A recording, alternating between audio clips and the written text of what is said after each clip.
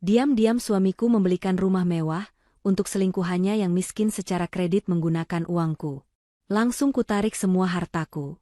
Dan inilah yang terjadi selanjutnya. Sebelum ceritanya dimulai, silahkan tulis di kolom komentar dari daerah mana saja teman-teman yang menonton cerita ini. Jangan lupa like dan subscribe agar channel ini bisa semakin berkembang dan bisa mempersembahkan cerita yang lebih menarik lagi.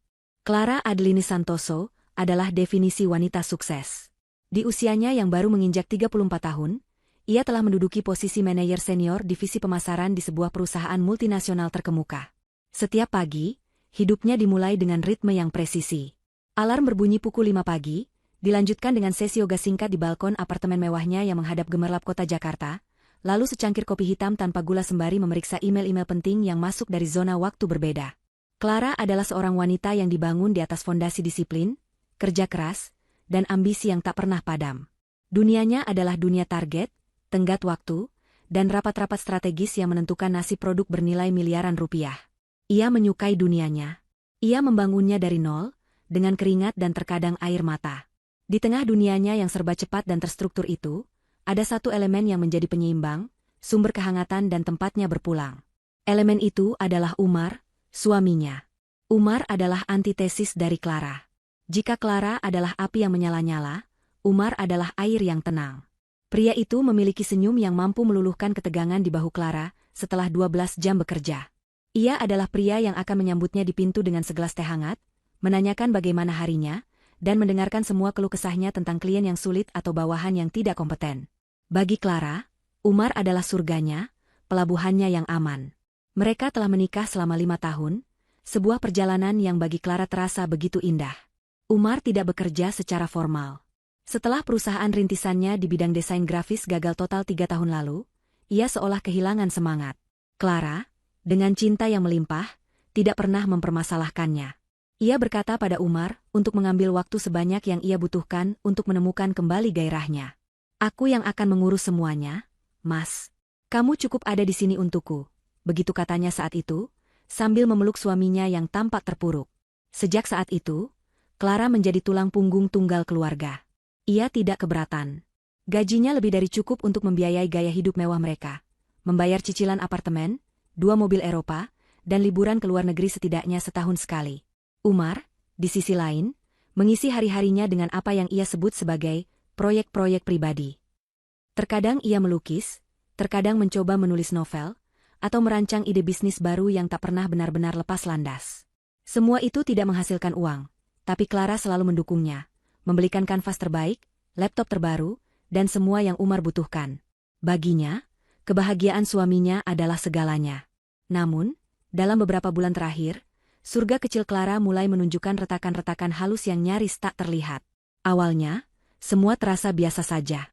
Perubahan itu datang secara perlahan, menyelinap masuk ke dalam rutinitas mereka seperti kabut tipis. Umar menjadi sangat protektif terhadap ponselnya. Dulu, ponsel itu sering tergeletak di meja kopi atau di sofa, tetapi sekarang benda itu seolah menempel di tangannya atau selalu berada di dalam saku celananya. Pernah suatu kali Clara hendak memberikan ponsel itu kepada Umar yang berdering di meja, namun Umar menyambarnya dengan gerakan cepat yang mengejutkan, seolah Clara hendak membuka sebuah kotak Pandora. Biar aku saja, katanya dengan senyum yang sedikit dipaksakan. Clara hanya mengangguk, meski hatinya merasakan keanehan. Lalu, muncul telepon-telepon misterius. Umar akan segera menjauh ke balkon atau masuk ke kamar mandi jika ponselnya berdering dengan nama kontak yang tidak dikenal. Suaranya akan berubah menjadi bisikan pelan yang tidak bisa ditangkap oleh telinga Clara. Ketika ditanya siapa yang menelepon, jawabannya selalu sama dan terdengar samar. Oh, teman lama, atau dari calon investor buat proyek baru, atau cuma salah sambung. Clara ingin percaya, dan ia memilih untuk percaya. Mencurigai Umar terasa seperti mengkhianati fondasi pernikahan mereka. Ia tidak mau menjadi istri pencemburu yang posesif. Kecurigaan yang ia coba tepis itu kembali muncul saat ia memeriksa tagihan kartu kredit bulanan. Clara memberikan 1 kartu kredit tambahan kepada Umar, dengan limit yang sangat besar, untuk keperluan sehari-hari dan proyeknya. Selama ini, Clara tidak pernah memeriksa rinciannya. Ia hanya membayar total tagihan tanpa bertanya. Namun bulan itu, matanya menangkap beberapa transaksi yang janggal. Ada beberapa pembayaran di kafe-kafe dan restoran di daerah pinggiran kota yang jarang sekali mereka kunjungi. Ada juga tagihan dari sebuah toko perhiasan untuk pembelian sebuah kalung yang tidak pernah ia terima. Saat Clara menanyakannya dengan nada sesantai mungkin, Umar tertawa. "Oh, kalung itu?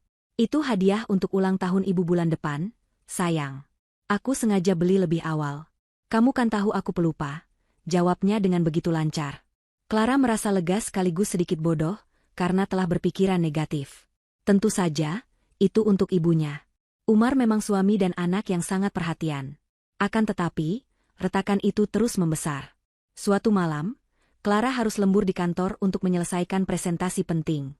Ia pulang hampir tengah malam, tubuhnya terasa remuk dan pikirannya lelah. Ia membuka pintu apartemen dengan kunci cadangannya, melangkah masuk sepelan mungkin agar tidak membangunkan Umar. Apartemen itu gelap dan sunyi. Clara mengira suaminya sudah tertidur lelap di kamar mereka. Namun, saat ia melewati ruang kerja kecil tempat Umar biasa menghabiskan waktunya, ia mendengar suara suaminya berbisik. Lampu ruangan itu mati, hanya cahaya dari layar laptop yang menerangi siluet Umar yang sedang memunggunginya. Clara berhenti melangkah, niatnya untuk memberi kejutan seketika lenyap. Ia menajamkan telinganya, berusaha menangkap percakapan suaminya. Suara Umar terdengar begitu lembut, penuh janji, nada yang biasanya hanya ia gunakan untuk Clara. "Iya, sabar ya, sayang. Semuanya butuh proses, tapi aku jamin ini sepadan dengan penantianmu." Ada jeda sejenak, Umar tampaknya mendengarkan lawan bicaranya. "Tentu saja aku serius. Apa pernah aku main-main soal kamu? Aku melakukan semua ini hanya untukmu." Lagi-lagi jeda. Clara menahan napas, jantungnya mulai berdebar kencang, menciptakan bunyi gedebuk yang terasa memekakan telinga di tengah keheningan malam. "Tenang, sayang," bisik Umar selanjutnya, dan kalimat inilah yang menghancurkan dunia Clara dalam hitungan detik. "Sebentar lagi kamu akan punya istana sendiri. Aku sudah urus semuanya. Ini akan jadi kejutan terbesar dalam hidupmu." "Istana? Kejutan terbesar?" Kata-kata itu berputar-putar di kepala Clara, terasa asing dan mengerikan. Itu bukan untuknya. Ulang tahunnya masih lama, dan mereka tidak punya rencana besar apapun. Untuk siapa suaminya menjanjikan sebuah istana? Jantung Clara yang tadinya berdebar kencang kini terasa seperti diremas hingga berhenti berdetak. Kakinya terasa lemas, seolah kehilangan semua tulangnya. Ia bersandar pada dinding dingin di koridor, napasnya tercekat di tenggorokan. Malam itu, untuk pertama kalinya dalam 5 tahun pernikahan mereka, Clara merasa seperti orang asing di rumahnya sendiri. Surga yang ia bangun dengan susah payah, kini terasa seperti neraka yang dingin dan sepi. Retakan kecil itu kini telah menganga menjadi jurang yang dalam, dan Clara berdiri di tepinya, menatap ke dalam kegelapan yang pekat. Kecurigaan adalah racun yang bekerja lambat. Setelah malam itu, Clara tidak lagi sama. Ia masih menjalani rutinitasnya dengan presisi yang sama, tetapi jiwanya terasa kosong. Senyumnya di pagi hari terasa seperti topeng, pelukannya sebelum berangkat kerja terasa hambar, dan percakapan makan malam mereka terasa seperti sebuah naskah yang harus ia hafal. Ia menjadi pengamat di dalam hidupnya sendiri, memperhatikan setiap gerak-gerik Umar, menganalisis setiap kata yang keluar dari mulut suaminya, mencari kebohongan di balik tatapan matanya yang dulu selalu ia anggap tulus. Umar, yang terlalu sibuk dengan dunianya sendiri, tampaknya tidak menyadari perubahan pada diri Clara. Ia masih sama, masih penuh senyum dan perhatian palsu, yang kini terasa begitu memuakkan bagi Clara. Di kantor, performa Clara mulai terganggu. Ia, yang biasanya paling tajam dan fokus saat rapat, kini sering kehilangan konsentrasi. Pikirannya melayang, kembali ke potongan percakapan telepon Umar malam itu. Istana. Untuk siapa istana itu? Apakah ia memiliki wanita lain? Pertanyaan itu menghantuinya, menggerogoti kewarasannya sedikit demi sedikit. Ia ingin melabrak Umar, menuntut penjelasan, tetapi sesuatu menahannya. Ia butuh bukti. Clara tidak akan bertindak hanya berdasarkan potongan percakapan yang samar. Ia adalah seorang ahli strategi, dan dalam perang terbesarnya ini, ia tidak akan maju tanpa amunisi yang lengkap. Ia menunggu, dengan kesabaran yang menyakitkan, sebuah petunjuk yang lebih jelas. Petunjuk itu datang bukan dalam bentuk bisikan di tengah malam, melainkan dalam sebuah ledakan digital yang terang benderang dan memalukan. Hari itu adalah hari Selasa, hari yang sibuk seperti biasanya. Clara sedang berada di tengah-tengah rapat anggaran kuartal berikutnya, ketika ponselnya di atas meja bergetar beberapa kali. Ia mengabaikannya. Namun, getaran itu terus berlanjut, menandakan ada banyak pesan yang masuk dalam waktu singkat.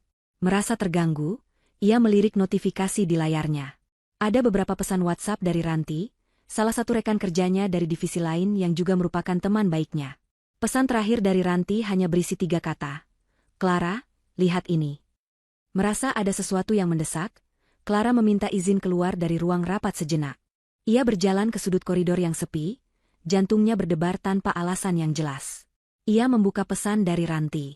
Di sana, ada sebuah tangkapan layar dari sebuah postingan Instagram. Akunnya bernama Vera_Licious, sebuah nama yang terdengar norak di telinga Clara. Foto itu menampilkan seorang wanita muda, mungkin akhir 20-an, dengan rambut panjang bergelombang dan gaun merah ketat yang memeluk tubuhnya. Wanita itu berpose dengan angkuh, satu tangan di pinggang dan senyum penuh kemenangan di wajahnya. Latar belakangnya adalah sebuah rumah. Bukan sembarang rumah, melainkan sebuah rumah mewah bergaya minimalis modern dengan 2 lantai, jendela-jendela besar, dan sebuah taman yang terawat sempurna. Clara bisa melihat sebagian kecil dari sebuah mobil sedan hitam terparkir di garasi, mobil yang modelnya sangat ia kenal. Darah serasa surut dari wajah Clara saat ia membaca caption di bawah foto itu. Alhamdulillah, hasil kerja keras dan hadiah terindah dari calon imam dunia akhirat. Siap jadi ratu di istana baru kita hati merah 2. Rumah baru impian jadi nyata bahagia itu sederhana. Di bawahnya, Ranti mengirim pesan lain. Clara, maaf banget. Aku lihat ini dari temanku yang kebetulan kenal cewek ini. Maaf, tapi bukannya itu mobil suamimu di garasi? Dan siapa perempuan ini? Dunia Clara seakan berhenti berputar. Napasnya tercekat. Ia memperbesar foto itu, matanya terpaku pada wajah wanita itu. Vera. Clara samar-samar mengingat wajah itu. Sekitar 4 atau 5 bulan yang lalu, ia pernah tidak sengaja bertemu Umar di sebuah kafe saat jam makan siang. Umar sedang bersama wanita ini. Saat itu, Umar memperkenalkannya sebagai Vera, anak dari teman lama ayah, kebetulan ketemu lagi. Mereka hanya berbasa-basi sebentar sebelum Clara pamit, karena harus kembali ke kantor. Saat itu, Clara tidak merasakan apa-apa selain sedikit cemburu melihat cara wanita itu menatap suaminya. Tapi ia menepisnya. Kini, ingatan itu kembali dengan kekuatan penuh, terasa seperti sebuah tamparan keras di wajahnya. Dengan tangan gemetar, Clara menelusuri kolom komentar di tangkapan layar itu. Komentar-komentar itu penuh dengan ucapan selamat dan pujian yang memuja. Wow, congrats Vera. Keren banget rumahnya, tulis seseorang. Ikut seneng, Ver. Calon suaminya Sultan nih pasti, tulis yang lain. Lalu, matanya berhenti pada satu komentar yang membuat perutnya mual. Seorang teman Vera bertanya, wow, KPR atau cash keras nih? Dan Vera, si pemilik akun, dengan bangga menjawab, DP lunas dong, cicilan aman ditanggung pangeran. Gak kaleng-kaleng, say. Pangeran. Istana. Semuanya terhubung. Potongan-potongan puzzle yang selama ini menghantui Clara kini menyatu, membentuk sebuah gambar pengkhianatan yang begitu mengerikan. Umar, suaminya, pria yang hidup sepenuhnya dari uangnya, telah membelikan sebuah rumah mewah untuk wanita lain. Wanita yang ia sebut sebagai anak teman ayahnya. Pria yang sama yang beberapa bulan lalu mengeluh butuh tambahan dana untuk proyek risetnya. Kini Clara tahu untuk apa dana itu sebenarnya. Untuk membayar uang muka istana sang pelakor. Rasa sakit yang tajam menghunjam dadanya, begitu hebat hingga ia sulit bernapas. Ini bukan lagi sekadar perselingkuhan. Ini adalah penghinaan. Ini adalah penipuan yang direncanakan dengan matang. Umar tidak hanya mengkhianati hatinya, ia telah merampok hasil kerja kerasnya, menggunakan keringatnya untuk membangun surga bagi wanita lain. Kesombongan Vera yang memamerkan kemewahan itu di media sosial, seolah menjadi garam yang ditaburkan di atas luka menganga di hati Clara. Ia merasa begitu bodoh, begitu naif. Selama ini ia bekerja mati-matian, mengira ia sedang membangun masa depan untuk mereka berdua, sementara di belakangnya, suaminya sibuk membangun kehidupan lain dengan wanita lain. Clara bersandar di dinding koridor, ponsel masih tergenggam erat di tangannya. Air mata yang tadinya mengancam akan tumpah kini seolah mengering, digantikan oleh sesuatu yang lain. Sesuatu yang dingin, keras, dan tajam. Amarah. Amarah yang murni dan membara. Rasa sakit itu tidak hilang, tetapi kini terbungkus dalam lapisan es. Ia tidak akan menangis. Tidak di sini, tidak untuk pria seperti Umar. Ia menarik napas dalam-dalam, berusaha menenangkan detak jantungnya yang menggila. Ia berjalan kembali ke ruang rapat, wajahnya datar tanpa ekspresi. Maaf, ada urusan darurat. Rapat bisa dilanjutkan tanpaku. katanya dengan suara yang terdengar anehnya tenang. Ia berjalan kembali ke ruangannya, mengunci pintu, dan duduk di kursinya. Ia menatap kembali tangkapan layar di ponselnya. Wajah Vera yang tersenyum angkuh, rumah mewah yang dibeli dengan uangnya, dan caption yang penuh kebohongan. Clara menyimpan gambar itu. Ini adalah bukti pertamanya. Amunisinya. Perang baru saja dimulai, dan Clara tidak akan menjadi korban. Ia akan menjadi pemenang. Pikirannya mulai bekerja dengan cepat, menyusun strategi, merencanakan langkah-langkah berikutnya. Senyum tipis yang dingin tersungging di bibirnya. Istana baru, ya? Bisiknya pada layar ponsel. Kita lihat saja, berapa lama istana yang dibangun di atas kebohongan itu bisa berdiri. Ketenangan yang menyelimuti Clara saat ia meninggalkan ruang rapat bukanlah kedamaian, melainkan pusat dari sebuah badai yang siap mengamuk. Di dalam ruang kerjanya yang senyap dan sejuk, ia tidak lagi merasakan sakit yang menusuk. Rasa sakit itu telah bermetamorfosis menjadi sesuatu yang jauh lebih berbahaya, sebuah tujuan. Ia menatap tangkapan layar di ponselnya sekali lagi, bukan sebagai seorang istri yang terluka, melainkan sebagai seorang jenderal yang sedang mempelajari peta medan perang. Wajah Vera yang sombong, rumah yang seharusnya tidak pernah ada, dan komentar-komentar yang penuh kebohongan itu kini adalah titik-titik koordinat yang akan ia gunakan untuk merancang serangan baliknya. Ia tahu persis apa yang harus ia lakukan. Konfrontasi verbal tidak akan cukup. Teriakan dan air mata tidak akan memuaskan rasa pengkhianatan yang begitu dalam. Ia butuh lebih dari itu. Ia butuh kehancuran total.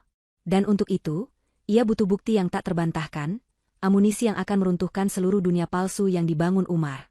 Malam itu, Clara pulang ke rumah dengan topeng yang telah ia pasang dengan sempurna. Ia tersenyum saat Umar membukakan pintu, menerima ciuman di pipi yang terasa seperti sengatan kalajengking, dan duduk di meja makan untuk menyantap makan malam yang telah disiapkan suaminya. Makanan terasa seperti pasir di mulutnya, tetapi ia menelannya dengan paksa. Ia bertanya tentang hari Umar, mendengarkan cerita bohongnya tentang kemajuan proyek, dengan anggukan penuh perhatian. Setiap kata yang keluar dari mulut Umar kini terdengar seperti desisan ular baginya. Di balik tatapan penuh cintanya yang palsu, Clara bisa melihat seorang pria yang lemah, seorang pencuri, seorang penipu yang hidup dari belas kasihannya. Dan rasa jijik yang luar biasa menjalari seluruh tubuhnya. Kamu kelihatan lelah sekali, sayang, kata Umar sambil mengusap punggung tangan Clara. Pekerjaan di kantor berat ya? Clara hampir tertawa. Lelah? Ia tidak lelah, ia sedang terbakar dari dalam. Iya, Mas. Banyak sekali yang harus diurus. Mungkin aku akan tidur lebih awal malam ini, jawabnya. Suaranya ia buat terdengar letih. Itu adalah bagian dari rencananya. Ia butuh Umar untuk tertidur lebih dulu, tidur lelap tanpa curiga. Dan Umar menelan umpan itu mentah-mentah. Setelah mereka masuk ke kamar, Clara berpura-pura langsung tertidur. Ia mengatur napasnya menjadi lambat dan teratur, bahkan mengeluarkan suara mengigau kecil untuk meyakinkan. Umar, yang merasa aman, tidak butuh waktu lama untuk menyusul. Tak lama kemudian, dengkuran halusnya yang dulu terasa menenangkan bagi Clara, kini terdengar seperti musik pengantar untuk misi berbahayanya. Clara menunggu. 1 jam. 2 jam. Ia berbaring diam dalam gelap, matanya terbuka lebar, membiarkan keheningan malam mempertajam semua inderanya. Pukul 2 dini hari, saat ia yakin Umar berada di puncak tidurnya, Clara bergerak. Dengan gerakan sepelan mungkin, nyaris tanpa suara, ia bangkit dari tempat tidur. Jantungnya berdebar kencang, memompa adrenalin ke seluruh tubuhnya. Ia berjalan ke sisi tempat tidur Umar, tempat ponsel suaminya tergeletak di atas meja nakas, sedang diisi daya. Inilah momen penentuannya. Dengan tangan yang sedikit gemetar, ia meraih ponsel itu. Layarnya menyala, meminta kunci pola atau sidik jari. Clara menatap wajah damai suaminya yang sedang tertidur. Wajah pria yang ia cintai, yang kini terasa begitu asing. Tanpa ragu, ia meraih tangan kanan Umar. Dengan hati-hati, ia mengangkat ibu jarinya, menempelkannya pada sensor sidik jari di ponsel. Klik. Ponsel itu terbuka. Clara segera membawa ponsel itu keluar dari kamar, menuju ruang kerja di mana ia tidak akan terdengar. Ia duduk di kursi, cahaya dari layar ponsel menjadi satu-satunya penerangan di ruangan gelap itu. Ia menarik napas dalam-dalam, lalu mulai menggali. Hal pertama yang ia buka adalah galeri foto. Apa yang ia temukan membuat perutnya kembali mual. Di sana, tersimpan puluhan foto dan video Umar bersama Vera. Foto mereka sedang makan malam romantis, foto mereka berpelukan di pantai, video mereka tertawa bersama di dalam mobil. Bahkan ada beberapa foto Vera yang hanya mengenakan lingerie, berpose sensual di sebuah kamar hotel yang tidak ia kenali. Pengkhianatan ini ternyata jauh lebih dalam dan lebih lama dari yang ia bayangkan. Lalu ia menemukan folder khusus bernama Rumah Impian. Isinya adalah foto-foto proses pembangunan rumah mewah itu, dari masih berupa tanah kosong hingga berdiri megah. Ada juga foto Umar dan Vera berpose bersama seorang agen properti, tersenyum bahagia seolah mereka adalah pasangan suami istri sungguhan. Setelah memindahkan semua foto dan video itu ke penyimpanan awan pribadinya, Clara beralih ke aplikasi pesan. Di sana, percakapan antara Umar dan Vera terbentang seperti novel picisan yang menjijikkan. Panggilan, sayang, beb, calon imamku, bertebaran di mana-mana. Clara membaca semuanya, setiap kata terasa seperti sayatan baru di hatinya. Vera, sayang, teman-temanku nanyain terus kapan kita syukuran rumah baru. Aku harus jawab apa? Umar, sabar ya, cantik. Nanti kalau interiornya sudah beres semua, kita adakan pesta yang paling mewah. Vera, janji ya? Oh iya, jangan lupa ya transfer buat bayar desainer interiornya. Tagihannya udah datang. Umar, beres, sayang. Besok aku atur. Apa sih yang nggak buat kamu? Clara menggulir lebih jauh lagi, menemukan percakapan tentang sumber dana.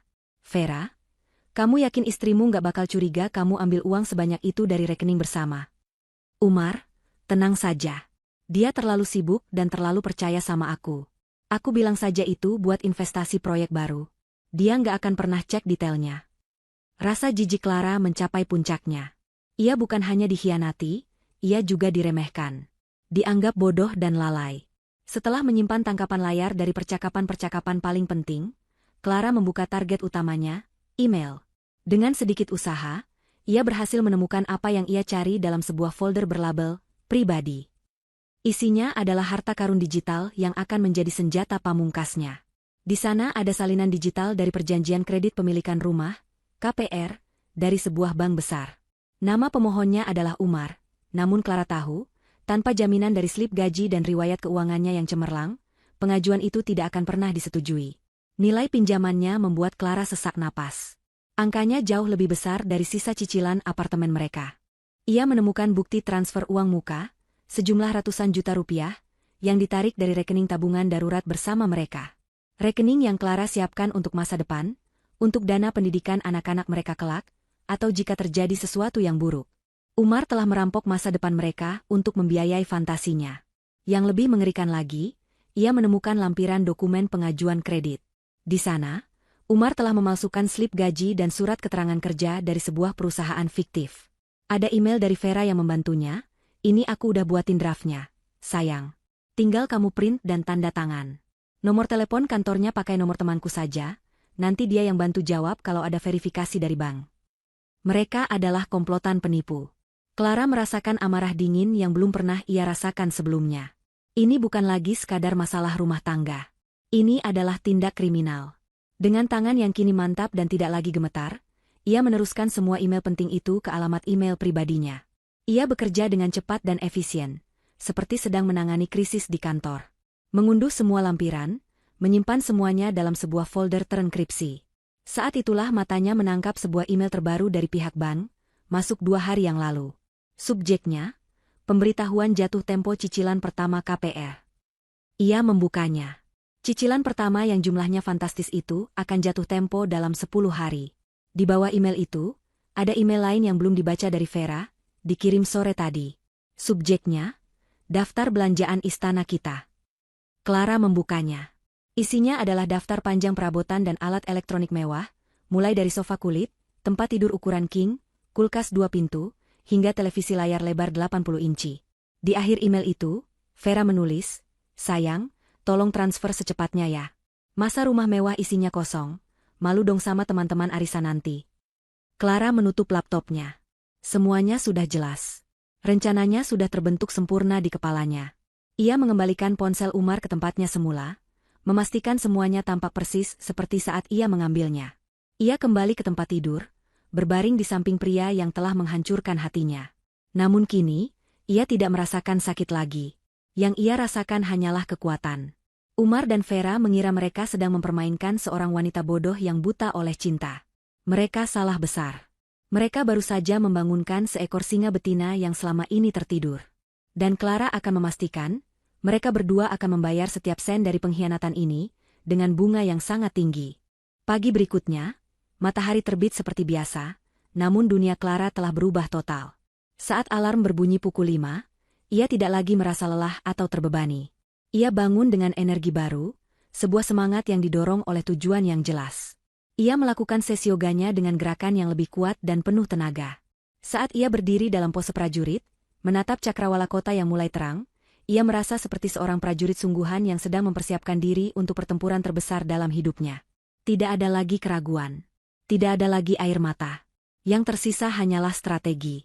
Ia masuk ke dapur dan melakukan sesuatu yang sudah lama tidak ia lakukan, membuatkan sarapan istimewa untuk Umar.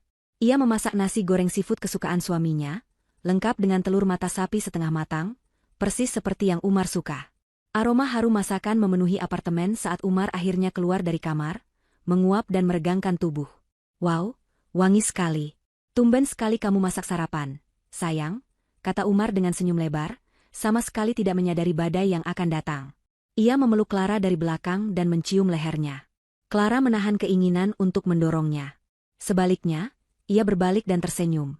Senyum yang paling manis dan paling tulus yang bisa ia ciptakan. "Lagi ingin saja, Mas.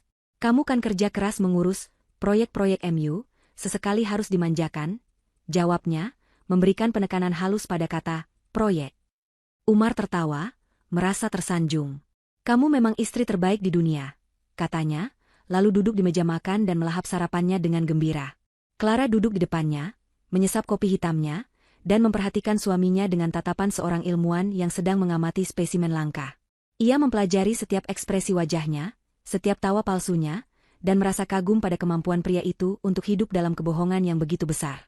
Di dalam hati, Clara berkata, "Nikmatilah sarapanmu, Umar. Karena ini akan menjadi makanan layak terakhir yang kau nikmati dalam waktu yang sangat lama." Setelah Umar pergi, dengan alasan akan bertemu klien potensial, Clara segera beraksi. Hari itu ia sengaja mengambil cuti dari kantor, dengan alasan tidak enak badan. Langkah pertamanya adalah menghubungi Danang, seorang pengacara perceraian paling disegani di kota, yang juga merupakan teman lamanya dari universitas. Ia berhasil mendapatkan jadwal pertemuan darurat siang itu juga. Di kantor hukum yang megah dan ber-AC dingin, Clara duduk dengan tenang di seberang Danang. "Jadi, apa yang begitu mendesak, Cla? Kamu bilang ini masalah hidup dan mati," tanya Danang dengan nada prihatin. Tanpa banyak bicara, Clara mengeluarkan tabletnya. Ia telah menyusun semua bukti yang ia kumpulkan semalam ke dalam sebuah presentasi yang rapi dan sistematis, lengkap dengan folder-folder terpisah, bukti perselingkuhan, bukti penipuan finansial, dan dokumen KPR ilegal. Ia menjelaskan semuanya dari awal hingga akhir, dengan suara yang datar dan terkendali. Tidak ada isak tangis, tidak ada drama. Ia memaparkan fakta-fakta seperti sedang mempresentasikan strategi pemasaran di depan dewan direksi. Danang mendengarkan dengan saksama, rahangnya semakin mengeras saat Clara menunjukkan bukti pemalsuan dokumen dan penarikan dana dari rekening bersama. Saat Clara selesai, Danang bersandar di kursinya, menatap Clara dengan campuran antara kaget dan kagum. "Clara, aku tidak tahu harus berkata apa. Ini bukan hanya kasus perceraian biasa. Ini penipuan. Ini kejahatan." "Aku tahu," jawab Clara singkat. "Dan aku mau kamu yang menanganinya, dan aku mau cerai. Aku mau dia tidak mendapatkan sepeser pun dariku. Aku mau semua aset yang dibeli dengan uangku kembali. Dan aku mau dia merasakan konsekuensi dari perbuatannya." "Kita bisa melakukannya," kata Danang dengan tegas. "Buktinya lebih dari cukup. Kita bisa menuntutnya secara pidana juga jika kamu mau." Clara berpikir sejenak. "Untuk sekarang, fokus pada perceraian dan aset. Aku punya caraku sendiri untuk memberinya pelajaran. Yang aku butuhkan darimu adalah siapkan semua surat gugatan secepatnya." Setelah dari kantor pengacara, tujuan Clara berikutnya adalah bank tempat ia menjadi nasabah prioritas. Ia bertemu dengan Ibu Sari, manajer bank yang sudah seperti teman bagi keluarganya. Di dalam ruangan pribadinya, Clara menceritakan garis besar masalahnya, tanpa terlalu banyak detail emosional. Ia hanya mengatakan bahwa ia menemukan adanya penyalahgunaan keuangan yang serius oleh suaminya, dan ia perlu mengamankan asetnya. "Saya butuh bantuan Anda, Bu Sari," kata Clara dengan nada serius. "Saya mau, pada saat yang tepat, semua akses Umar ke rekening bersama, kartu kredit tambahan, dan fasilitas apapun yang terhubung dengan nama saya, dibekukan seketika. Bisakah Anda mempersiapkannya? Ibu Sari, seorang wanita bijaksana berusia 50-an, menatap Clara dengan tatapan penuh empati. Tentu saja, Bu Clara. Saya akan siapkan semuanya.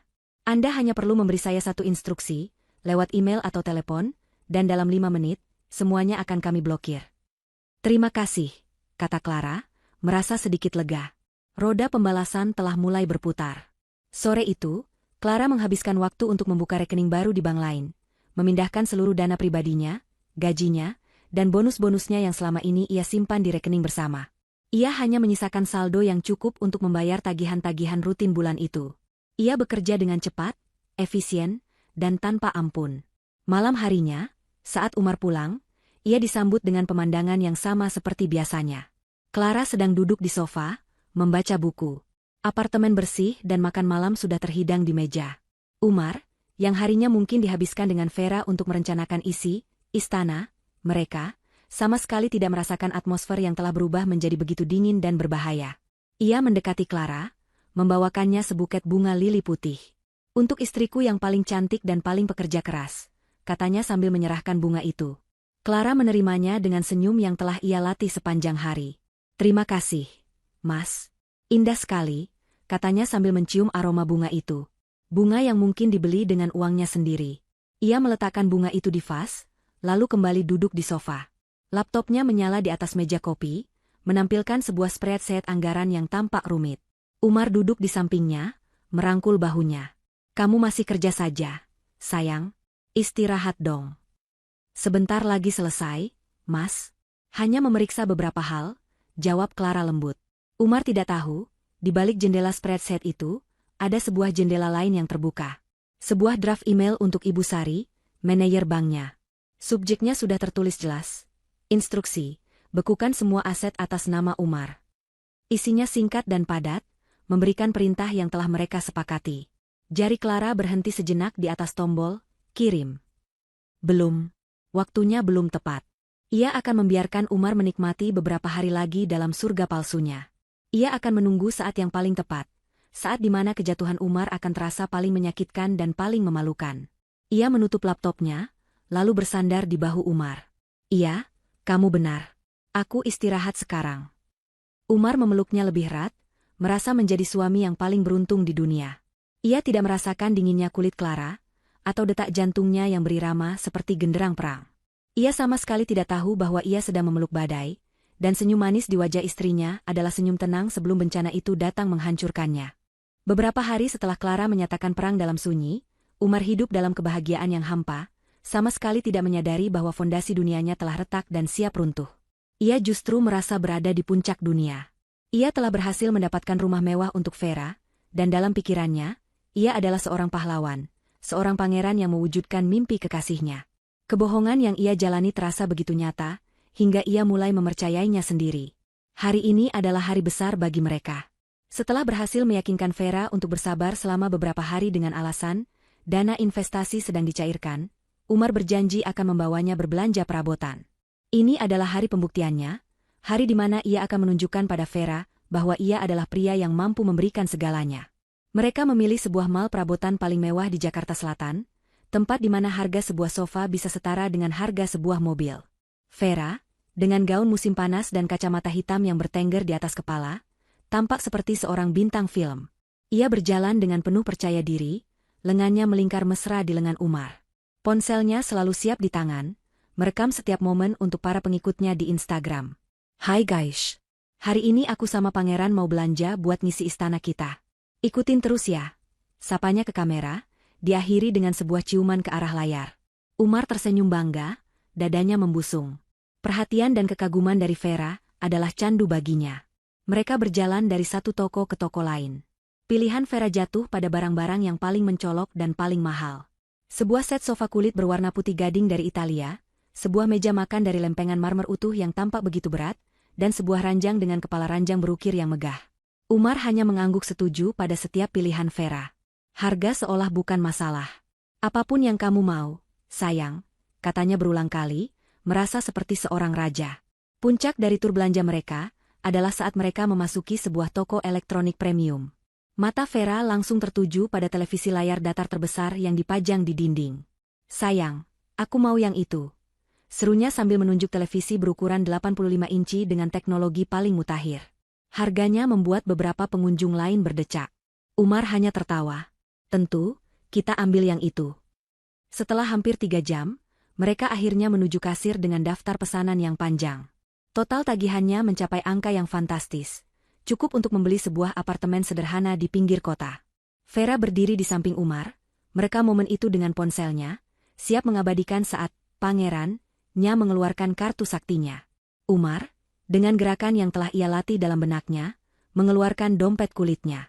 Ia mengambil kartu kredit berwarna hitam metalik, kartu dengan limit tertinggi yang diberikan Clara, kartu yang menjadi simbol statusnya. Ia menyerahkannya kepada kasir dengan senyum penuh kemenangan. "Pakai yang ini, Mbak." Kasir itu mengambil kartu tersebut, menggeseknya di mesin EDC. Beberapa detik hening. Lalu, kasir itu menatap monitornya dengan kening berkerut. "Mohon maaf, Pak, transaksinya ditolak." Senyum di wajah Umar seketika membeku. "Ditolak? Tidak mungkin. Coba lagi, Mbak. Mungkin jaringannya sedang ada gangguan," katanya. Suaranya masih terdengar tenang, meskipun sedikit getaran kecemasan mulai terasa. Vera berhenti merekam, menatap Umar dengan tatapan bertanya. Kasir itu mencoba sekali lagi. Hasilnya sama. "Masih ditolak, Pak. Keterangannya, jangan dihormati, atau do not honor." Wajah Umar mulai pucat. Keringat dingin mulai membasahi pelipisnya. Perasaan tidak enak mulai menjalari perutnya. Tidak mungkin. Kartu itu limitnya besar sekali. Gumamnya, lebih pada dirinya sendiri. Beberapa orang di antrean belakang mereka mulai berbisik-bisik. Dengan panik, ia mengeluarkan kartu kredit lain yang berwarna platinum. "Coba yang ini." Kartu platinum itu pun bernasib sama. Ditolak. "Pak, mungkin ada masalah dengan kartu kredit Bapak?" tanya kasir itu dengan nada yang masih sopan, namun tatapannya mulai menunjukkan keraguan. Oke, tidak masalah," kata Umar, berusaha keras menjaga wibawanya yang mulai hancur berkeping-keping. Ia mengeluarkan kartu debit dari rekening bersama mereka. "Ini adalah kartu andalan terakhirnya. Pakai debit saja. Langsung potong dari rekening." Kasir itu mengangguk. Umar memasukkan kartu dan mengetikkan PIN-nya dengan tangan yang mulai gemetar. Mesin itu memproses beberapa saat, lalu menampilkan tulisan yang menjadi mimpi buruknya, "Saldo tidak mencukupi." Saat itu, dunia Umar seakan runtuh. Saldo tidak mencukupi? Rekening itu seharusnya berisi dana yang lebih dari cukup untuk membayar semua ini. Bagaimana mungkin? Wajahnya kini bukan lagi pucat, tetapi putih seperti kertas. Senyum kemenangan Vera telah lenyap total, digantikan oleh ekspresi marah dan malu yang luar biasa. Ia bisa merasakan tatapan dari orang-orang di sekelilingnya, tatapan yang mencemooh dan merendahkan. "Umar, ini apa-apaan?" desis Vera, suaranya tajam dan penuh amarah. "Kamu bilang semuanya beres. Kamu sengaja mau bikin aku malu, ya?" Aku tidak tahu, Ver. "Sumpah, aku tidak tahu," jawab Umar tergagap. Ia mengambil ponselnya, berusaha menelepon Clara. Nomor yang ia tuju berada di luar jangkauan. Ia mencoba lagi. Hasilnya sama. Ia mengirim pesan WhatsApp. Centang 1. Clara telah memblokirnya. Kepanikan yang sesungguhnya kini mencengkeramnya. Ia benar-benar terputus. Manajer toko akhirnya datang untuk menengahi. Melihat Umar yang kebingungan dan Vera yang siap meledak, manajer itu berbicara dengan nada diplomatis. "Mohon maaf, Bapak, Ibu. Mungkin bisa diselesaikan pembayarannya lain kali jika sudah tidak ada masalah dengan kartunya. Untuk saat ini, kami akan membatalkan transaksinya terlebih dahulu." Kalimat itu adalah vonis terakhir. Dengan langkah gontai dan wajah tertunduk menahan malu yang tak terhingga, Umar berjalan meninggalkan area kasir.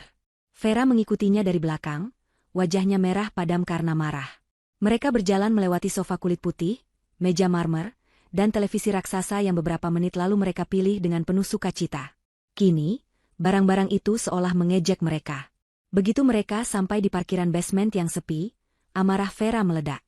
"Kamu itu maunya apa? Hah? Bikin aku malu di depan semua orang. Aku sudah pamer ke teman-temanku, ke followerku. Sekarang apa? Muka aku mau ditaruh di mana?" "Aku juga tidak mengerti, Vera. Ini pasti ada kesalahan di ban. Atau Clara mungkin dia? Clara? Jadi ini semua masih tergantung sama istrimu? Potong Vera dengan sinis. Aku kira kamu sudah pegang kendali. Aku kira kamu pangeran yang bisa diandalkan. Ternyata apa? Kamu cuma parasit yang hidup dari uang istri. Tanpa dia, kamu bukan apa-apa. Umar terdiam, tidak bisa membantah. Kata-kata Vera menusuknya tepat di harga dirinya yang sudah compang-camping. Aku tidak mau tahu. Aku kasih kamu waktu 2 hari untuk bereskan ini semua. Ancam Vera sebelum masuk ke dalam mobil dan membanting pintunya keras-keras. Umar hanya bisa berdiri termangu di samping mobil. Suara bantingan pintu itu seolah menjadi penanda. Babak indah dalam dongengnya telah berakhir. Kini, yang tersisa hanyalah mimpi buruk yang baru saja dimulai. Ia tidak punya uang, tidak bisa menghubungi Clara, dan perempuan yang ia perjuangkan kini menatapnya dengan penuh hina. Untuk pertama kalinya, ia merasa benar-benar sendirian dan tidak berdaya. Insiden memalukan di mal perabotan itu hanyalah awal dari spiral kejatuhan Umar. Ia mengira itu adalah titik terendahnya, namun ia salah besar. Itu hanyalah getaran pembuka sebelum gempa bumi yang sesungguhnya datang menghancurkan hidupnya. Keesokan harinya, ia terbangun di apartemennya yang terasa dingin dan kosong. Clara tidak pulang malam itu. Tidak ada pesan, tidak ada telepon, tidak ada jejak keberadaannya. Kepanikan yang dirasakan Umar kemarin kini berubah menjadi teror yang mencekam. Ia mencoba kembali semua kartunya untuk membeli sarapan di aplikasi ojek online. Semuanya ditolak. Dompetnya yang tebal kini tak lebih dari sekadar kumpulan plastik tak berguna. Ia bahkan tidak punya cukup uang tunai untuk membeli sebungkus nasi di warteg. Pria yang kemarin merasa seperti seorang raja, hari ini terbangun sebagai seorang gembel. Hal pertama yang ia lakukan adalah pergi ke bank. Ia mencoba menarik uang tunai dari rekening bersama melalui teller, berharap masalahnya hanya pada kartu. Hasilnya sama saja. Teller itu menatapnya dengan tatapan kasihan. Mohon maaf, Pak Umar. Menurut sistem kami, akses Bapak ke rekening ini telah dibekukan atas permintaan dari pemegang rekening utama, yaitu Ibu Clara. Dunia Umar seakan berputar. Jadi ini benar-benar perbuatan Clara. Ini bukan kesalahan sistem. Ini adalah sebuah serangan yang disengaja. Tapi kenapa? Apa salahnya? Pikirannya yang panik menolak untuk melihat kebenaran yang paling jelas. Ia mencoba menelepon kantor Clara, namun resepsionis mengatakan Clara sedang mengambil cuti dan tidak bisa diganggu. Clara telah membangun benteng di sekelilingnya, dan Umar terlempar keluar, sendirian di tengah badai. Teror itu tidak berhenti di situ. Ponselnya mulai berdering tanpa henti, namun bukan dari panggilan yang ia harapkan. Panggilan pertama datang dari Vera. Nadanya tidak lagi marah, tetapi panik. Umar, ada surat datang ke rumah ini. Dari bank. Katanya surat pemberitahuan pertama tagihan KPR. Tanggal jatuh temponya minggu depan. Ini gimana? Jantung Umar serasa jatuh ke perutnya. Tagihan KPR. Di tengah kekacauan ini, ia hampir melupakan bom waktu terbesar yang siap meledak itu. Tenang, Ver, tenang. Aku sedang urus. Jawabnya dengan suara bergetar, berusaha terdengar meyakinkan padahal ia sendiri berada di ambang kehancuran. Urus gimana? Kamu bahkan gak bisa bayar belanjaan kemarin. Aku butuh uang, Umar. Aku belum beli gas, belum beli token listrik. Kamu mau aku tinggal di istana gelap-gelapan dan gak bisa masak? Cerocos Vera tanpa jeda. Panggilan itu berakhir dengan Vera membanting telepon, meninggalkan Umar dengan telinga berdenging dan rasa putus asa yang semakin dalam. Tekanan dari Vera hanyalah satu cabang dari pohon masalahnya. Cabang lainnya datang dari teman-temannya.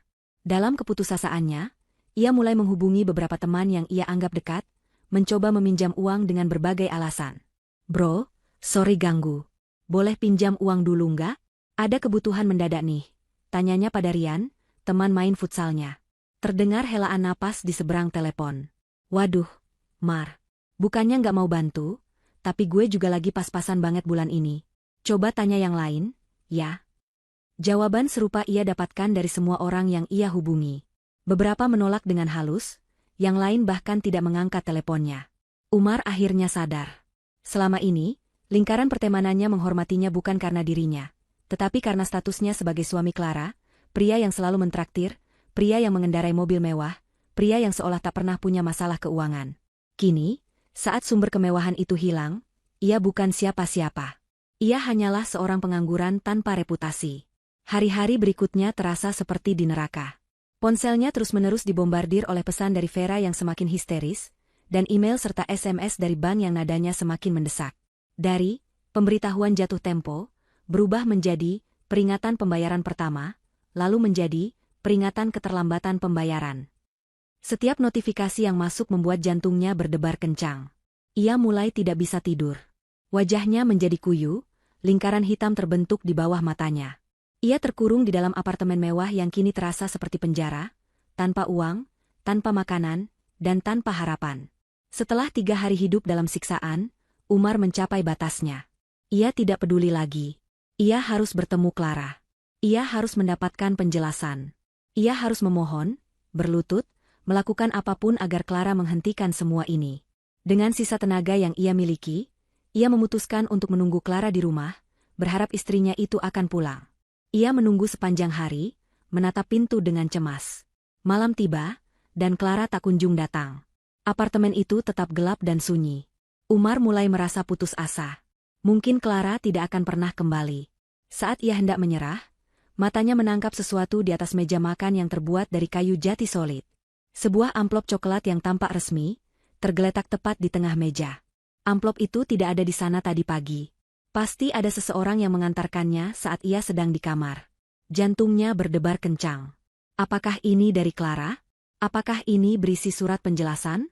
Atau mungkin uang? Dengan tangan gemetar, ia menyambar amplop itu dan merobeknya dengan tidak sabar. Matanya memindai isi surat di dalamnya. Ini bukan surat dari Clara. Kop suratnya berasal dari sebuah lembaga resmi. Pengadilan Agama Jakarta Selatan. Napas Umar tercekat di tenggorokan. Ia membaca baris pertama. Surat panggil sidang pertama. Lalu ia membaca lebih lanjut. Namanya, Umar bin Hendrawan, tercantum dengan jelas sebagai pihak tergugat. Dan nama penggugatnya adalah Clara Adeline Santoso binti Wijoyo. Perkaranya, gugat cerai. Amplop itu terlepas dari genggamannya. Surat itu melayang jatuh ke lantai. Kakinya terasa lemas, dan ia ambruk terduduk di kursi makan. Jadi ini akhirnya. Ini bukan hanya tentang memotong akses keuangannya. Ini bukan hanya hukuman sementara. Clara sedang mencabutnya dari hidupnya, akar-akarnya, secara permanen dan legal. Teror tagihan, penghinaan di depan umum, dan isolasi sosial yang ia alami beberapa hari terakhir ini ternyata hanyalah menu pembuka. Dan hidangan utamanya, kehancuran total hidupnya, baru saja akan disajikan. Di tengah keheningan apartemen yang mewah itu, Umar akhirnya mengerti. Ini bukanlah sebuah kesalahpahaman. Ini adalah perang, dan ia telah kalah bahkan sebelum ia sempat menyadari bahwa pertempuran telah dimulai. Surat panggilan dari pengadilan agama itu menjadi titik akhir dari sisa-sisa kewarasan Umar. Kepanikan yang selama ini ia rasakan bermetamorfosis menjadi teror murni. Ia seperti seekor tikus yang terperangkap dalam labirin berdinding kaca, bisa melihat dunia luar namun tidak bisa keluar. Sementara air mulai menggenangi labirin itu sedikit demi sedikit. Ia mencoba menghubungi Clara dengan cara apapun yang bisa ia pikirkan. Puluhan telepon ia layangkan, ratusan pesan WhatsApp ia kirimkan. Semuanya sia-sia. Panggilannya tidak pernah tersambung. Pesannya hanya menunjukkan centang satu yang menyedihkan. Ia bahkan mencoba mengirim email, memohon, meratap, dan meminta belas kasihan dalam paragraf-paragraf panjang yang menyedihkan. Tidak ada balasan. Clara telah menghapus keberadaannya dari dunia digitalnya sebersih ia menghapus akses Umar ke rekening banknya. Setelah 2 hari hidup dalam limbo yang menyiksa, sebuah pesan akhirnya masuk ke ponselnya. Jantungnya melonjak, mengira itu dari Clara.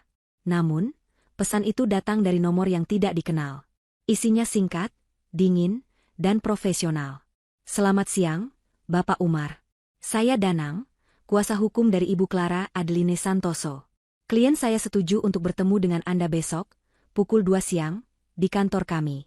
Mohon konfirmasi kehadiran Anda. Terima kasih. Di bawah pesan itu tertera alamat sebuah firma hukum prestisius di pusat distrik bisnis Jakarta. Harapan Umar untuk rekonsiliasi pribadi seketika hancur. Clara tidak mau menemuinya sebagai seorang istri.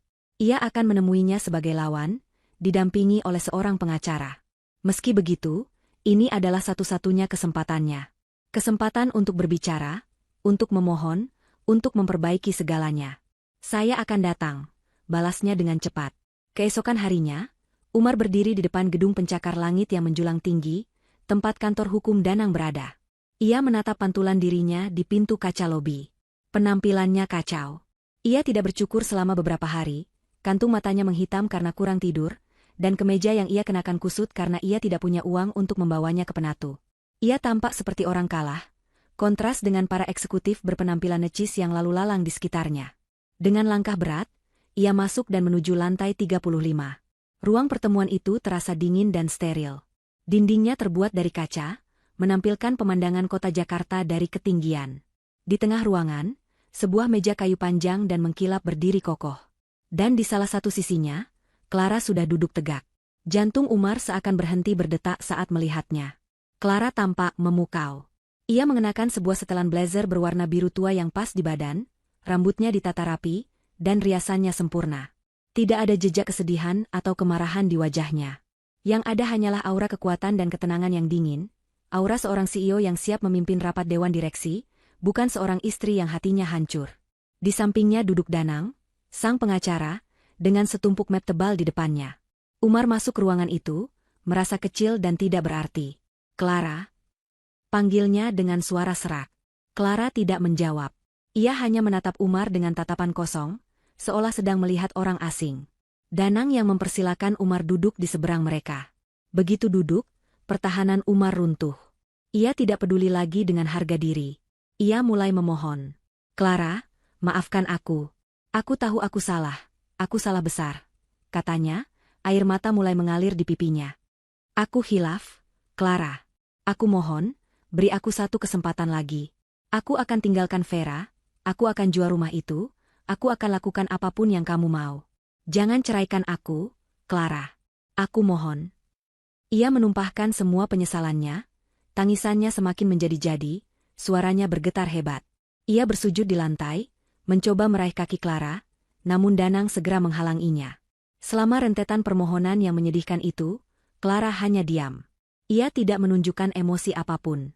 Ia membiarkan Umar mengeluarkan semua kata-katanya, membiarkannya menangis hingga suaranya serak, membiarkannya menghabiskan semua energinya untuk drama yang sia-sia.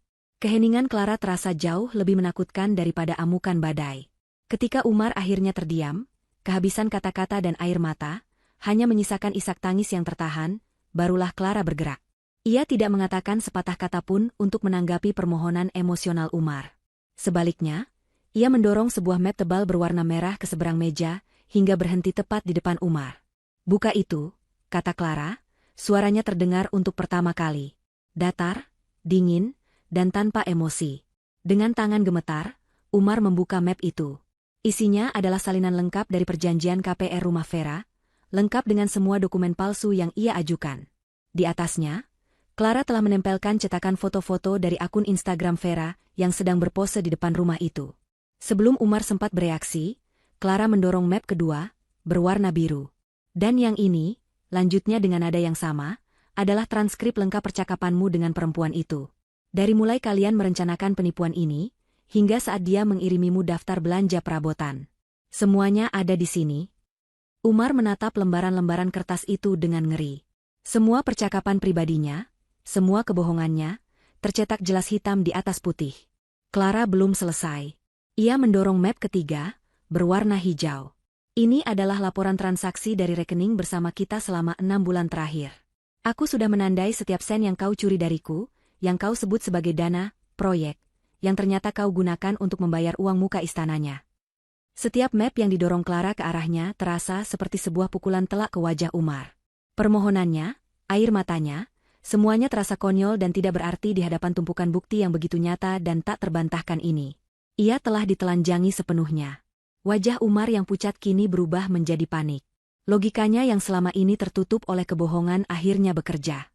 "Clara, dari mana kamu dapat semua ini? Maksudmu apa? Kamu mau memenjarakanku?" Clara tersenyum tipis untuk pertama kalinya. Senyum yang tidak mencapai matanya. Senyum yang paling dingin yang pernah Umar lihat. Ia kemudian mendorong satu dokumen terakhir ke arah Umar. Hanya selembar kertas. Itu adalah surat gugatan cerai yang telah ditandatangani olehnya. "Aku tidak tertarik memenjarakanmu, Umar. Itu terlalu merepotkan," kata Clara sambil berdiri dari kursinya. "Aku hanya ingin kamu pergi dari hidupku. Dan aku ingin kamu merasakan bagaimana rasanya membangun sesuatu, lalu semuanya direnggut begitu saja."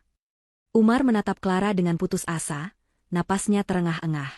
Tapi cicilan rumah itu, tagihannya bank akan mengejarku. Clara, aku tidak punya apa-apa. Tolonglah aku kali ini saja, setelah itu aku akan pergi. Inilah momen yang Clara tunggu-tunggu. Ia mencondongkan tubuhnya sedikit ke depan, menatap lurus ke mata suaminya untuk terakhir kali. Itu, katanya dengan penekanan di setiap kata, bukan lagi urusanku. Kau yang menggali lubang itu untuk istana kekasihmu. Sekarang, nikmati saja tinggal di dalamnya saat tanah di sekitarmu mulai longsor. Selamat berjuang. Skakmat. Clara berbalik, diikuti oleh Danang. Ia berjalan keluar dari ruang pertemuan itu dengan langkah tegap, punggungnya lurus, tidak menoleh ke belakang sedikitpun. Pintu ditutup dengan pelan, meninggalkan Umar sendirian di dalam ruangan yang dingin dan sunyi. Ia hanya bisa menatap tumpukan map di depannya, bukti dari kebodohan dan pengkhianatannya. Ia telah kalah telak. Sang ratu telah mengambil rajanya, dan semua bidak caturnya telah dimusnahkan dari papan permainan. Yang tersisa hanyalah dirinya, seorang raja yang telanjang dan tak berdaya, menunggu eksekusi yang ia rancang sendiri. Bagi Vera, beberapa minggu terakhir terasa seperti hidup dalam fata morgana yang perlahan memudar. Pangerannya, Umar, yang dulu selalu siap sedia dengan janji-janji manis dan transferan dana, kini berubah menjadi hantu. Panggilan teleponnya jarang diangkat. Pesannya hanya dibalas dengan jawaban singkat dan penuh keputusasaan seperti, "Aku lagi usaha," atau, "Sabar dulu." Uang tidak pernah datang. Rumah mewah yang ia sebut sebagai istana kini terasa seperti sangkar emas yang kosong dan dingin. Tidak ada sofa kulit, tidak ada meja marmer, hanya ada beberapa perabotan murah yang ia bawa dari kamar kos lamanya, tampak begitu menyedihkan di tengah ruangan yang luas. Vera hidup dalam penyangkalan. Ia masih berusaha menjaga citranya di media sosial. Ia akan memposting foto sudut-sudut rumah yang estetik, dengan caption seperti, "Menikmati proses menata istana pelan-pelan hati merah 2." Padahal kenyataannya, ia hidup dari sisa-sisa tabungannya yang menipis dengan cepat. Surat peringatan dari bank terus berdatangan, dan ia hanya menumpuknya di laci, menolak untuk membacanya, berharap Umar akan muncul seperti pahlawan dan membereskan semuanya. Hari penghakiman itu datang di hari Jumat yang cerah. Vera baru saja selesai mandi dan sedang mencoba beberapa filter di Instagram untuk mengambil selfie, bangun tidur cantik. Ia ingin menunjukkan pada dunia betapa bahagianya hidupnya di rumah baru. Tiba-tiba, ia mendengar suara ketukan pintu yang sangat keras dan tidak sabar. Bukan seperti ketukan tamu biasa. "Siapa sih? Nggak sabaran banget," gerutunya sambil berjalan ke arah pintu dengan handuk masih melilit di kepala. Saat ia membuka pintu, ia terkejut. Di depannya berdiri 4 orang pria berbadan tegap mengenakan seragam safari, didampingi oleh seorang pria parubaya berpenampilan resmi yang membawa sebuah map. "Selamat siang. Bisa bicara dengan Ibu Vera?" tanya pria parubaya itu dengan nada datar. "Saya sendiri." "Ada apa ya?" jawab Vera ketus. Pria itu tidak basa-basi. Ia mengeluarkan selembar surat dari mapnya. "Kami dari pihak bank, Bu. Sesuai dengan surat peringatan terakhir yang telah kami kirimkan, karena tunggakan pembayaran KPR atas nama Bapak Umar telah melewati batas waktu, maka sesuai putusan pengadilan, hari ini kami akan melakukan penyitaan terhadap aset ini." Dunia Vera seakan berhenti. "Sita? Apa maksud Anda?" "Tidak bisa. Ini rumah saya. Pasti ada kesalahan," serunya, suaranya mulai bergetar. "Tidak ada kesalahan, Bu. Ini surat perintah penyitaan resminya," kata pria itu sambil menunjukkan dokumen dengan stempel pengadilan yang basah. "Kami harap Ibu bisa bekerja sama dan segera mengosongkan rumah ini." Penyangkalan Vera berubah menjadi kepanikan. "Tidak. Saya tidak mau pergi. Hubungi dulu Umar. Dia yang akan membayar semuanya," ia berteriak histeris. Keributan itu menarik perhatian. Para tetangga mulai keluar dari rumah mereka. Ibu-ibu yang sedang menyiram tanaman berhenti dan mulai berbisik-bisik. Satpam kompleks datang mendekat, mencoba mencari tahu apa yang terjadi. Beberapa pengendara ojek online yang sedang mangkal di dekat pos satpam bahkan mengeluarkan ponsel mereka dan mulai merekam. Melihat Vera yang menolak bekerja sama, para petugas itu mulai bertindak. Mereka masuk ke dalam rumah secara paksa. Vera menjerit, mencoba menghalangi, namun tenaganya tidak sebanding. 2 orang petugas mulai mengeluarkan barang-barangnya yang tidak seberapa itu ke teras. Kasur lipat, sebuah lemari plastik, beberapa tas berisi pakaian, semuanya dilempar keluar begitu saja. Puncak dari penghinaan itu adalah ketika 2 petugas lainnya membentangkan sebuah spanduk besar berwarna kuning di pagar rumahnya. Huruf-hurufnya dicetak tebal dan besar dengan warna merah darah, dirancang agar terlihat oleh semua orang. "Aset ini dalam pengawasan bank dan akan segera dilelang. Spanduk itu adalah paku terakhir di peti mati harga diri Vera. Semua orang kini tahu. Semua tetangga yang selama ini ia pameri, semua orang yang lewat, mereka semua tahu bahwa istananya hanyalah istana pinjaman yang gagal ia bayar. Tangis Vera pecah. Ia ambruk terduduk di teras, di antara barang-barangnya yang berserakan. Riasan wajahnya luntur oleh air mata, penampilannya kacau balau. Ia bukan lagi seorang ratu di istananya, ia hanyalah seorang pecundang yang diusir dari rumahnya. Video kejadian itu menyebar dengan cepat seperti api. Dalam hitungan jam, video itu sudah ada di berbagai akun gosip Instagram dan TikTok. Wajah Vera yang sedang menangis histeris dan spanduk Sita yang memalukan itu menjadi tontonan publik. Komentar-komentar pedas membanjiri. Makanya jangan sombong. Karma instan untuk pelakor. Kasian, istana pasirnya kena ombak kenyataan. Julukan, pelakor istana pasir, pun lahir dan melekat padanya. Platform yang ia gunakan untuk membangun kesombongannya kini menjadi panggung abadi bagi kejatuhannya. Di tengah-tengah kekacauan dan keputusasaan saat ia duduk menangis di pinggir jalan, sebuah mobil sedan hitam mewah melintas dengan sangat pelan di depan rumahnya. Vera mengenali mobil itu. Itu mobil Clara. Jendela belakang mobil itu turun perlahan. Di baliknya, duduk Clara, mengenakan kacamata hitam besar yang menutupi sebagian wajahnya. Ia tidak tersenyum. Ia tidak mengejek. Ia hanya menatap lurus ke arah Vera, tatapan yang dingin dan penuh kemenangan. Selama beberapa detik yang terasa seperti selamanya, tatapan mereka bertemu. Vera melihat kepuasan di wajah wanita yang telah ia hancurkan rumah tangganya. Dan Clara melihat kehancuran total di wajah wanita yang telah mencoba merebut miliknya. Tanpa mengucapkan sepatah kata pun, Clara memberikan sebuah anggukan kecil yang nyaris tak terlihat. Sebuah anggukan yang seolah berkata, selesai. Jendela mobil itu kemudian naik kembali. Mobil itu melaju perlahan, meninggalkan Vera yang termangu di tengah puing-puing mimpinya, tercekik oleh debu penyesalan dan kepulan asap dari mobil sang pemenang. Setelah diusir dari istana pasirnya, Vera tidak punya tujuan lain selain menemukan satu-satunya orang yang bertanggung jawab atas kehancurannya, Umar. Dengan sisa uang yang ia miliki, ia naik ojek online, pikirannya berkecamuk dengan amarah dan caci maki. Ia tahu Umar tidak mungkin ada di apartemen mewah mereka. Instingnya menuntunnya ke satu-satunya tempat di mana pria putus asa seperti Umar mungkin bersembunyi. Rumah kontrakan tua milik salah satu teman lama Umar di sebuah gang sempit di Jakarta Timur, tempat yang pernah Umar ceritakan sebagai tempatnya berteduh saat perusahaan rintisannya bangkrut bertahun-tahun lalu. Dan benar saja, di sanalah ia menemukan Umar. Bukan di dalam rumah, melainkan duduk di sebuah bangku reot di teras, menatap kosong ke arah jalanan becek di depannya. Penampilannya bahkan lebih buruk dari Vera. Ia tampak seperti orang yang telah menyerah pada kehidupan. Surat gugatan cerai dari pengadilan tergeletak di sampingnya, sudah lecek seperti nasibnya. Vera tidak datang untuk menghibur. Ia datang untuk menuntut. Ia menghampiri Umar dan tanpa basa-basi langsung meluapkan amarahnya. Jadi di sini kamu sembunyi? Hah? Pengecut.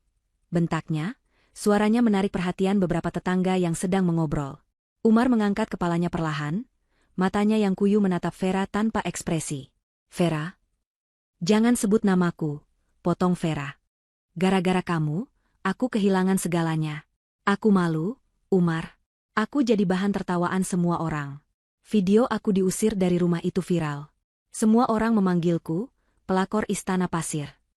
Muka aku mau ditaruh di mana sekarang? Tangisnya pecah, tetapi itu bukan tangis kesedihan, melainkan tangis kemarahan dan frustrasi. Melihat kemarahan Vera, sesuatu di dalam diri Umar yang tadinya padam kini tersulut. Rasa bersalahnya seketika menguap, digantikan oleh kebencian. Kamu menyalahkan aku, desisnya, suaranya serak. Kamu menyalahkan aku? Siapa yang memaksaku untuk membeli rumah semahal itu? Siapa yang setiap hari merengek minta ini itu seolah uang tumbuh di pohon? Itu kamu, Vera. Aku hanya meminta apa yang kamu janjikan. Balas Vera, tidak mau kalah. Kamu yang bilang kamu bisa urus semuanya. Kamu yang bilang istrimu bodoh dan tidak akan pernah tahu. Kamu yang berjanji akan menjadikanku ratu. Janji apa? Janji busuk. Aku bisa saja mengurusnya kalau kamu tidak bodoh. Teriak Umar, kini ia berdiri, menunjuk wajah Vera dengan telunjuk gemetar. Kalau saja mulutmu itu bisa direm. Kalau saja kamu tidak pamer di media sosial seperti orang kaya baru yang norak, Clara tidak akan pernah tahu. Dialah yang melihat postinganmu yang sombong itu. Kamu yang memulai semua ini, Vera. Kesombonganmu yang menghancurkan kita. Pertengkaran mereka menjadi tontonan gratis bagi para tetangga. Di tengah gang sempit yang pengap itu, dua orang yang pernah bermimpi hidup mewah kini saling melucuti topeng mereka, menunjukkan sifat asli yang buruk rupa. Cinta dan rayuan manis yang dulu ada di antara mereka kini menguap, hanya menyisakan racun tuduhan dan kebencian. Oh, jadi sekarang aku yang salah, tawa Vera sinis. Dasar laki-laki tidak berguna. Kamu itu dari awal memang cuma parasit yang menempel pada Clara. Aku salah menilaimu. Aku kira kamu punya potensi, ternyata kamu hanya benalu yang besar omong. Tanpa uang istrimu, kamu bukan apa-apa. Dan kamu apa? Balas Umar, amarahnya memuncak. Kamu kira aku tidak tahu? Kamu mendekatiku bukan karena cinta. Kamu hanya mencium bau uang. Kamu pikir aku ini tiket lotermu menuju kehidupan mewah. Kita ini sama saja, Vera. Jangan berlagak suci.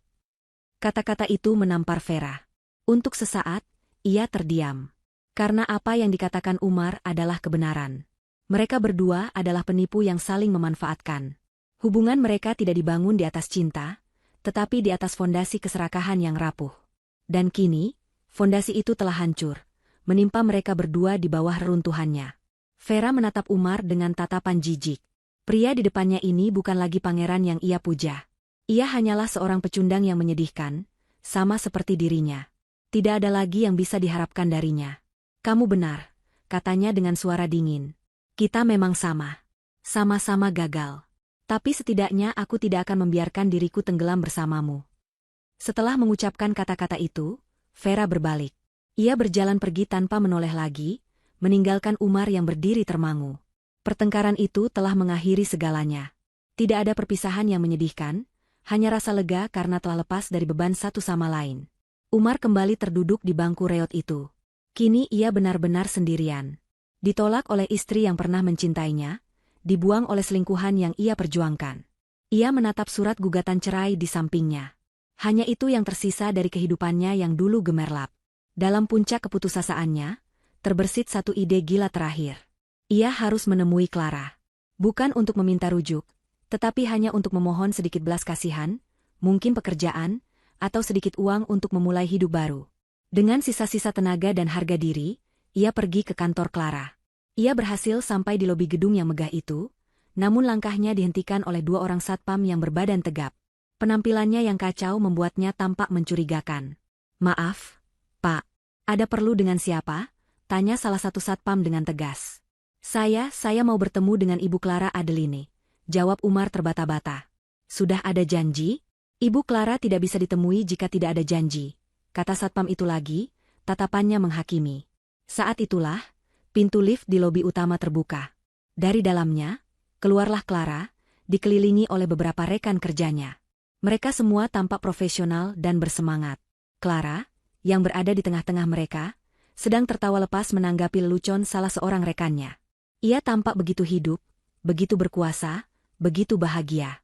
Cahaya lampu lobi yang terang seolah menjadi sorotan panggung untuknya, menonjolkan auranya yang bersinar. Umar terpaku di tempatnya, di balik barikade tak terlihat yang diciptakan oleh para satpam. Ia hanya bisa menatap dari kejauhan. Clara dan rekan-rekannya berjalan melewati lobi, menuju pintu keluar utama. Clara sama sekali tidak melihatnya. Umar hanyalah bayangan tak terlihat di sudut pandangannya. Pintu kaca otomatis yang besar itu terbuka untuk Clara, seolah menyambutnya menuju dunia luar yang cerah. Pintu itu juga yang menjadi dinding transparan, memisahkan dunia Umar yang gelap dan hancur dengan dunia Clara yang gemilang dan penuh harapan. Saat Clara melangkah keluar dari gedung itu dan menghilang di antara keramaian kota, Umar akhirnya mengerti. Ia bukan lagi bagian dari dunia Clara. Ia bahkan bukan lagi sekadar kenangan buruk. Ia telah menjadi tiada. 1 tahun kemudian, waktu telah menjadi penyembuh sekaligus hakim yang adil. Bagi Clara, 1 tahun itu adalah periode kebangkitan.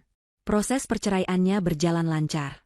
Dengan bukti-bukti yang tak terbantahkan, pengadilan mengabulkan semua tuntutannya. Umar tidak mendapatkan apa-apa selain pakaian yang melekat di badannya. Clara segera menjual apartemen yang penuh kenangan buruk itu dan membeli sebuah gria tawang, penthouse, yang menakjubkan di puncak salah satu gedung tertinggi di Jakarta. Dari balkonnya yang luas, ia bisa melihat seluruh kota terbentang di bawah kakinya, berkilauan seperti permadani permata di malam hari. Tempat itu adalah simbol dari hidupnya yang baru, tinggi, bebas, dan dengan pemandangan yang tak terbatas. Karirnya juga melesat. Energi yang dulu ia habiskan untuk mengkhawatirkan suaminya yang pemalas, kini ia curahkan sepenuhnya pada pekerjaan. Hasilnya luar biasa. Ia berhasil memenangkan beberapa proyek besar untuk perusahaannya, yang membuatnya mendapatkan promosi menjadi direktur pemasaran untuk wilayah Asia Tenggara. Pekerjaan itu membuatnya sering bepergian, melihat dunia, dan bertemu dengan orang-orang baru yang inspiratif. Ia menjadi versi terbaik dari dirinya sendiri, seorang wanita yang mandiri, kuat, dan utuh tanpa perlu sandaran dari siapapun. Luka dari pengkhianatan itu masih ada, tetapi tidak lagi terasa sakit. Luka itu telah berubah menjadi bekas luka, pengingat akan kekuatan yang tidak pernah ia tahu ia miliki. Suatu siang yang terik di Jakarta, Clara sedang melakukan kunjungan ke salah satu lokasi proyek konstruksi klien barunya di pinggiran kota. Setelah pertemuan singkat, ia dan timnya memutuskan untuk makan siang di sebuah kafe modern yang terletak tidak jauh dari lokasi proyek. Kafe itu memiliki jendela kaca besar yang menghadap langsung ke jalan raya yang sibuk. Saat sedang menikmati saladnya dan mengobrol santai dengan manajer proyeknya, pandangan Clara tanpa sengaja tertuju ke seberang jalan. Di sana, di tengah terik matahari yang menyengat, puluhan pekerja bangunan sedang sibuk bekerja. Mata Clara tiba-tiba terpaku pada salah satu dari mereka. Seorang pria kurus dengan kulit legam terbakar matahari sedang berjongkok, mengaduk semen di dalam sebuah ember besar. Pria itu mengangkat kepalanya sejenak untuk menyeka keringat di dahinya. Dan saat itulah Clara mengenalinya. Itu Umar. Pesonanya yang dulu memikat telah lenyap, digantikan oleh kekusutan dan kelelahan. Otot-ototnya terbentuk bukan karena olahraga di gym, tetapi karena kerja paksa. Ia hanyalah salah satu dari puluhan wajah tanpa nama yang membangun gedung-gedung megah di kota itu. Clara merasakan sedikit getaran di hatinya, namun itu bukan rasa kasihan.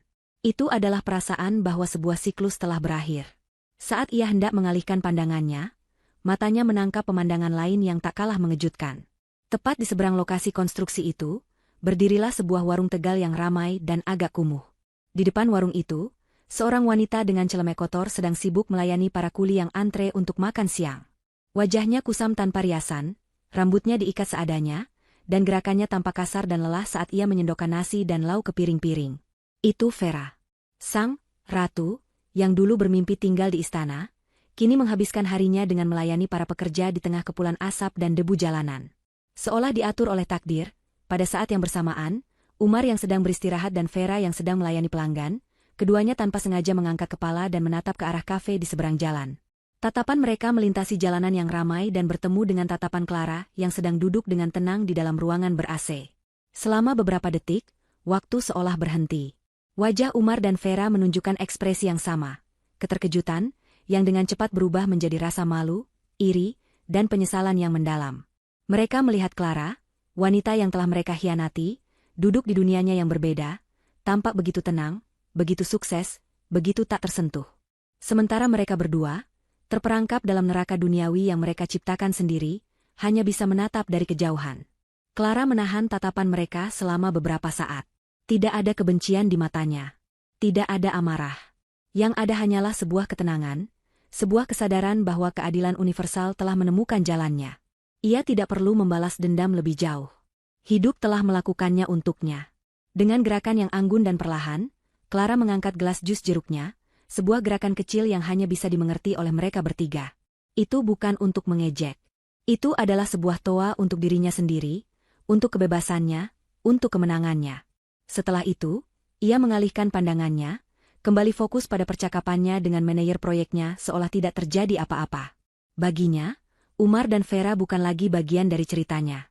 Mereka hanyalah pemandangan biasa di pinggir jalan yang ia lewati. Di seberang jalan, Umar menundukkan kepalanya dalam-dalam, kembali mengaduk semennya dengan gerakan kasar, mencoba menyembunyikan rasa malunya yang membakar. Sementara Vera, dengan tangan gemetar, hampir menjatuhkan piring yang dipegangnya. Ia hanya bisa menatap punggung pelanggannya, menggigit bibir menahan tangis penyesalan yang abadi. Mereka telah mendapatkan apa yang mereka tabur. Mereka menginginkan istana, dan takdir memberi mereka penjara seumur hidup dalam kemiskinan dan penyesalan. Selamanya dihantui oleh bayangan ratu yang pernah mereka coba jatuhkan, namun justru terbang lebih tinggi dari sebelumnya. Alam semesta telah menyeimbangkan catatannya. Karma telah terbayar lunas.